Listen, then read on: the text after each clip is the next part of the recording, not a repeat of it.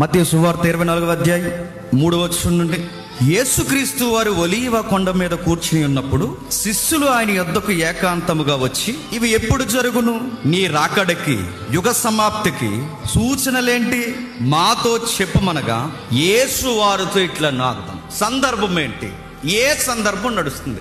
యేసుక్రీస్తు వారు ఒలీవ కొండ మీద కూర్చున్నారు. ఆయన ఒలీవ కొండ మీద కూర్చున్నప్పుడు శిష్యులు, ముఖ్యమైన శిష్యులు, ఆయనకి దగ్గరగా ఉన్న శిష్యులు ఆయనకి మరింత సమీపముగా సమీపించి ఇలా అన్నారట, ప్రభువా, ఈ లోకము ఎప్పుడు అంతమైపోద్ది? ఈ యుగ సమాప్తి. ఒకటి, యెరూషలేము నాశనం ఎప్పుడు జరుగుద్ది? రెండు, ఈ లోకము అంతం ఎప్పుడు జరుగుతుంది? రెండు ఉన్నాయి అక్కడ, రెండు ఆసనాలు. అంటే యెరూషలేము ఎప్పుడు అంతమవుద్ది, అలాగే ఈ లోకం ఎప్పుడు అంతమవుద్ది? ఈ యుగ సమాప్తి అంటే ఈ యుగము, ఈ ప్రపంచ యుగము ఎప్పుడంటే రెండవ రాకడ లేదా ప్రపంచ అంత్యదినం అనేది ఎప్పుడు జరుగుద్ది ప్రభువా? చెప్పు ప్రభువా, గుర్తులు, గుర్తులు ఏమైనా ఉంటే మాకు చెప్పు, సూచనలు ఏముంటే మాకు చెప్పు, ఆధారాలు ఏమైనా ఉంటే మాకు ఇవ్వు, విట్నెస్, మాకు ఏదన్నా సాక్ష్యం ఉంటే చూపించు ప్రభు అంటే, ప్రభు అన్నాడు, ఆ రాకడ గడియ దగ్గరలోనే ఉందనడానికి మొట్టమొదటి సాక్ష్యము యుద్ధాలు జరిగితే ఇరాక్, పాలస్తీనా, ఇజ్రాయెల్ కొట్టుకుంటాదని లేదు.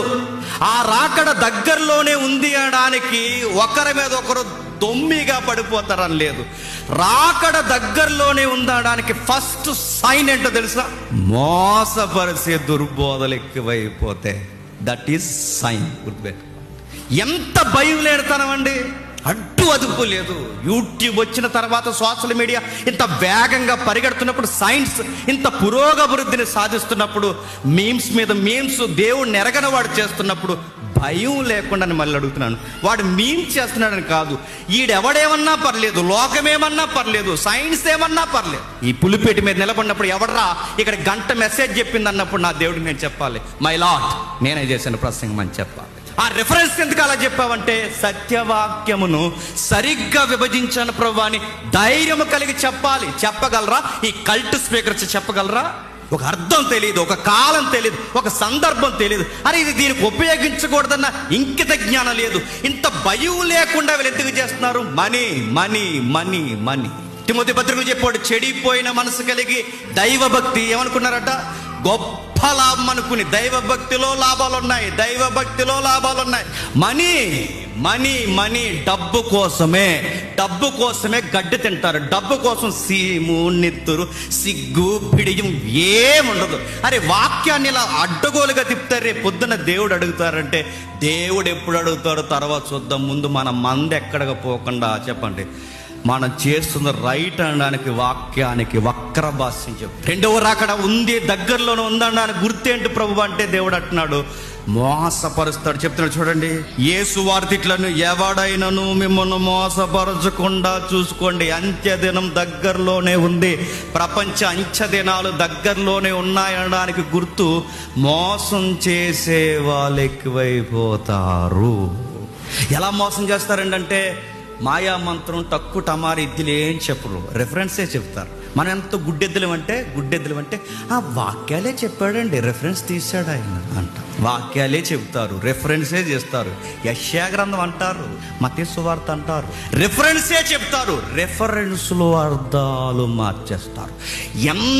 ఎంతగా మోసం చేస్తారు, భయం వేస్తుందండి. వాక్యము రోజు చదివి సత్యవాక్యముతో బాగా అలవాటున్నవారు కూడా ఆ దొంగ బోధలకి మోసపోతారు.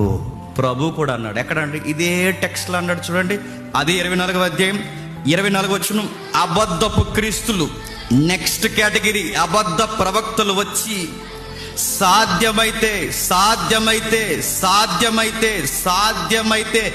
ఏర్పరచబడిన వారిని సైతము మోసపుచ్చుటకై గొప్ప చూసక్రియలు, మహత్కార్యాలు కనపరుస్తారు. ఇక ఈ ఏర్పరిచిన వారు కూడా ఏమంటారు తెలుసా?